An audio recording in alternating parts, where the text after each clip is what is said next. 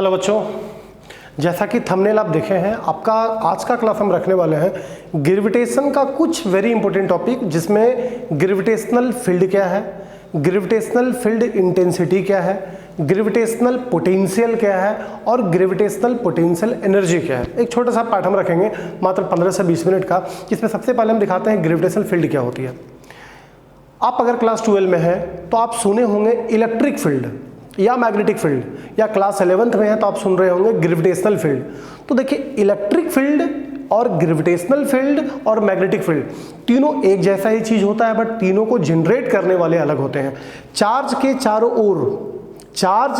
ओर होता है electric field, magnet के चारों ओर होता है मैग्नेटिक फील्ड, और किसी बॉडी के चारों ओर होता है ग्रेविटेशनल फील्ड। तो ग्रेविटेशनल फील्ड एक बॉडी के द्वारा प्रोड्यूस होता है, मैग्नेटिक फील्ड किसी मैग्नेट से प्रोड्यूस होता है, और इलेक्ट्रिक फील्ड किसी चार्ज से प्रोड्यूस होता है। तो ग्रेविटेशनल फील्ड क्या है? The space around a body within which किसी बॉडी के अराउंड वो स्पेस जहां तक इस बॉडी का अफेक्ट है किसी दूसरे बॉडी को अट्रैक्ट करने का। ग्रेविटेशन के दुनिया में हम लोग जानते हैं कि दो बॉडी के बीच में फोर्स ऑफ अट्रैक्शन होती है। न्यूटन सर का कहना था दो बॉडी के बीच में फोर्स ऑफ अट्रैक्शन होता है।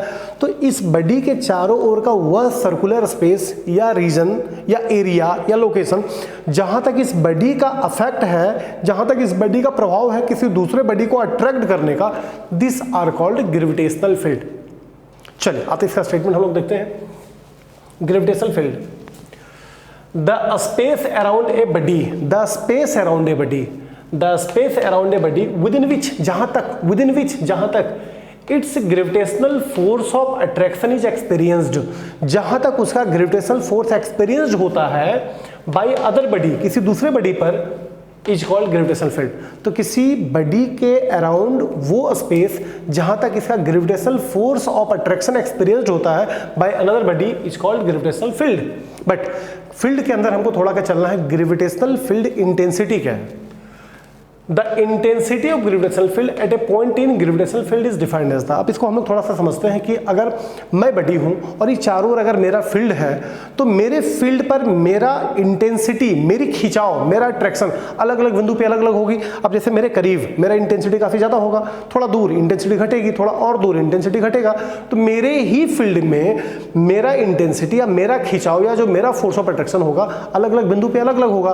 तो ग्रेविटेशनल फील्ड इंटेंसिटी जब भी निकलेगा तो ग्रेविटेशनल फील्ड में निकलेगा और किसी पॉइंट पे निकलेगा। तो the intensity of gravitational field at a point in gravitational field is defined as the force experienced by a body of unit mass placed at that point. अब जैसे बॉडी हूं मैं, अब मेरे चारों ओर मेरा फील्ड है, ग्रेविटेशनल फील्ड है, और मेरा इंटेंसिटी देखना है, तो किसी भी पॉइंट पर आप एक पॉइंट मास ऑब्जेक्ट हम रख देते हैं, यूनिट मास ऑब्जेक्ट। किसी भी पॉइंट पर एक यूनिट मास ऑब्जेक्ट रखें और उस पे मेरी क्या फोर्स लग रही है, मैं कितना न्यूटन से उसको खींच रहा हूं, ये हो जाएगा मेरा ग्रेविटेशनल फील्ड इंटेंसिटी। तो the intensity of gravitational field at a gravitational field is defined as the force of attraction experienced by a body of unit mass placed at that point. It is denoted by E। Gravitational field intensity denoted by E is equal to F/m। Gravitational field intensity at a point in gravitational field is defined as the force of attraction experienced by a body of unit mass placed at that point। तो E equal to F/m। तो अगर इसका unit निकालना हो तो F का Newton, M का metre, Newton पर या M का हमारा M तो मास है, हमारा हो गया kg, तो F का न्यूटन, मास का kg, तो न्यूटन पर kg हो गई हमारी SI यूनिट। अगर डायमेंशन निकालना है तो F का डायमेंशन आप लेके मुंह में होगा mLt-2, नीचे मास है तो मास को मास से काटा तो LT-2 या m0 LT-2। और ग्रेविटेशनल फील्ड इंटेंसिटी एक वेक्टर क्वांटिटी है, तो वेक्टर क्वांटिटी है तो इसकी दिशा किधर होगी। तो अगर मैं बॉडी हूं तो मैं किसी बॉडी पर जो फोर्स लगाऊंगा तो अंदर की तरफ लगाऊंगा, खींचने वाला फोर्स, तो इंटेंसिटी की भी दिशा भी फोर्स की तरफ ही होगी। तो वेक्टर क्वांटिटी है, इंटेंसिटी की दिशा हमेशा फोर्स के दिशा के अलाउंग होगी। थोड़ा सा और देखते हैं। अब जैसे दो बॉडी का बात हम कर रहे हैं, अगर एक बॉडी हम है जिसका मास m, और मेरे ही फील्ड में किसी पॉइंट पर अगर कोई छोटा बॉडी रखें जिसका मास m है, दूरी दोनों की r है, तो दोनों के बीच में ग्रेविटेशनल फोर्स क्या होगा, F is equal to G m/r² according to Newton. तो E इक्वल टू हम लोग डालते हैं F बाई एम, तो F का वैल्यू ऊपर डालते हैं G M M by R square, नीचे m है, m को m से काटा यानी कि E इक्वल टू मिला G M by R square, G M by R square. और आप पहले ही सुन चुके हैं, वी नो दैट छोटी जी बड़ी जी का रिलेशन है, G equal to G M by R square, तो G M by R square की जगह पे हम लोग रिप्लेस करते हैं जी, यानी कि आपको मिलेगा E इक्वल टू जी, यानी ये देखिए क्या आ गया, gravitational field intensity acceleration due to gravity के बराबर आ गई, एक्सीलरेशन ड्यू टू ग्रेविटी के बराबर आ गया मेरा ग्रेविटेशनल फील्ड इंटेंसिटी।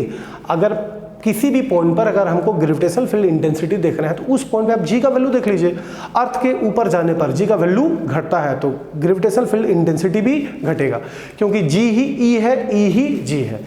ई हो गया मेरा ग्रेविटेशनल फील्ड इंटेंसिटी और जी हो गया ग्रेविटेशनल एक्सीलरेशन। चलिए, ये तो हो गया ग्रेविटेशनल फील्ड क्या है, ग्रेविटेशनल फील्ड इंटेंसिटी क्या है।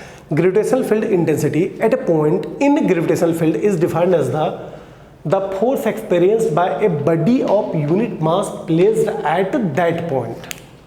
नेक्स्ट हम आते हैं ग्रेविटेशनल पोटेंशियल पे बात करेंगे। एक टॉपिक आ रही है ग्रेविटेशनल पोटेंशियल, डिनोटेड बाय भी। डिनोटेड बाय भी ये होता क्या है, अब मैं बॉडी हूं, मेरे चारों ओर एक फील्ड है, आपको करना क्या है, किसी यूनिट मास ऑफ ऑब्जेक्ट को, किसी यूनिट मास ऑफ ऑब्जेक्ट को इन्फिनिटी से हमारे फील्ड तक ढो के लाना है, कैरी करना है, और ये करने में आपको जो वर्क करना पड़ेगा it is called gravitational potential. एक बार और, इन्फिनिटी से किसी यूनिट मास ऑब्जेक्ट को, माने यूनिट मास बोले तो 1 ग्राम, 1 टन, 1 केजी, 1 क्विंटल, इन्फिनिटी से कोई यूनिट मास ऑफ ऑब्जेक्ट को आपको ब्रिंग करना है, ढो के लाना है और मेरे फील्ड तक लाना है। ये करने में आपको जो वर्क करना पड़ेगा it is called gravitational potential.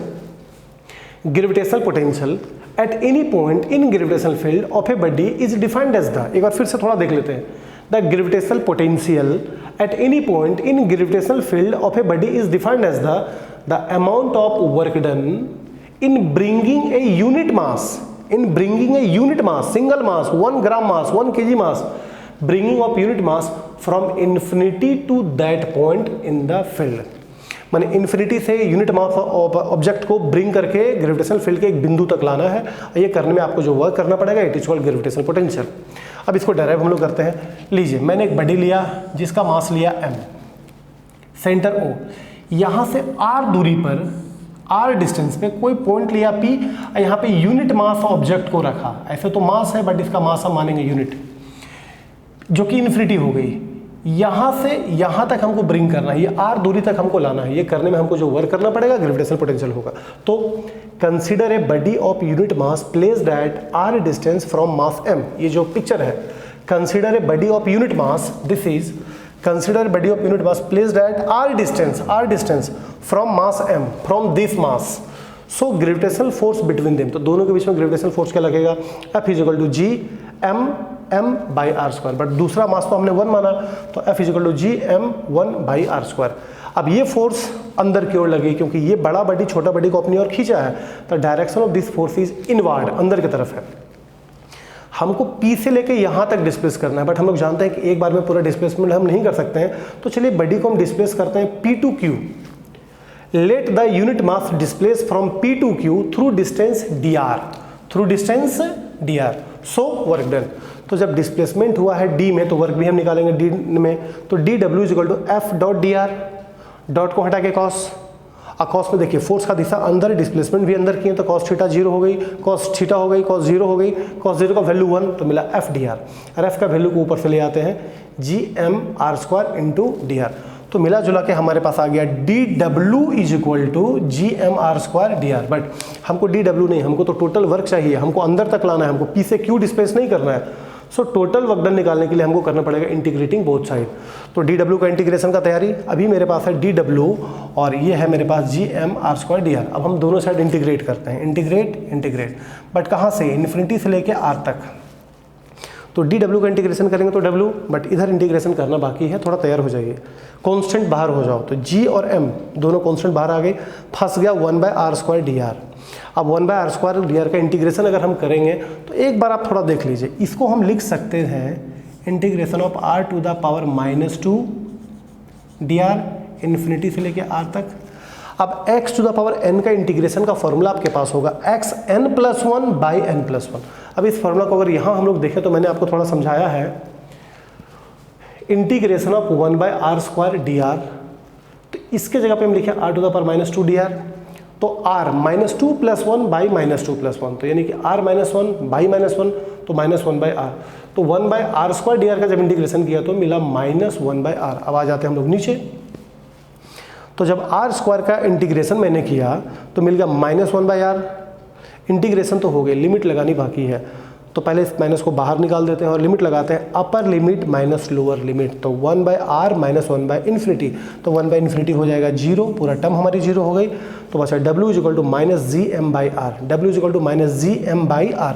But जितना वर्क आप किए हैं यही तो पोटेंशियल है। याद कीजिए मैंने पोटेंशियल में क्या बोला था, किसी यूनिट मास ऑफ ऑब्जेक्ट को इन्फिनिटी से ग्रेविटेशनल फील्ड तक लाने में जो वर्क करना पड़ेगा यही होगा ग्रेविटेशनल पोटेंशियल, और the expression of gravitational potential is v = -gm/r। ये तो हो गया ग्रेविटेशनल पोटेंशियल। बट अब एक बात हम लोग और देखते हैं, ग्रेविटेशनल पोटेंशियल एनर्जी क्या होता है।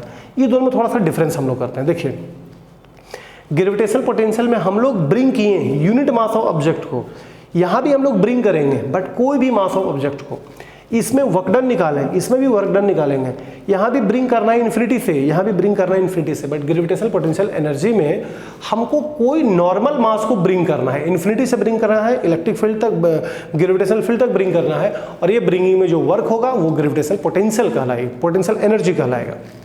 तो gravitational potential energy denoted by U, जबकि पोटेंशियल डिनोट था V से, तो gravitational potential energy denoted by U। Gravitational potential energy of a body at a point is defined as the work done in bringing a body from infinity to that point। हमने कहीं यहाँ unit mass का जिक्र नहीं किया, bringing a body from infinity to that point। चलिए consider a body of mass m, वहाँ unit mass बोले थे, consider body of mass m placed at x distance from earth of mass body m, तो दोनों के बीच में gravitational force. पहले इस पिक्चर को हम लोग देख लेते हैं। देखिए ये अर्थ लिया, इसका मास लिया capital M, radius capital R, centre capital O, और कुछ दूर तक इसका खुद का ग्रेविटेशनल फील्ड है, ये हो गया इसका ग्रेविटेशनल फील्ड, और यहां से x डिस्टेंस पे कोई पॉइंट लिया है P, जहां पर एक सिंपल बॉडी रखा है जिसका मास है छोटी m। हमको यहां से यहां तक ब्रिंग करना है, क्योंकि अगर यहां से यहां तक हम ब्रिंग कर देंगे तो बाकी अर्थ का ग्रेविटेशन उसको खींच लेगा। तो ये ब्रिंग करने में हमको जो वर्क करना पड़ेगा यही होगा ग्रेविटेशनल पोटेंशियल एनर्जी। तो ब्रिंग करने के लिए हम क्या करते हैं, सबसे पहले अर्थ और इस छोटे मास के बीच में हम निकाल लेते हैं फोर्स, दूरी है x।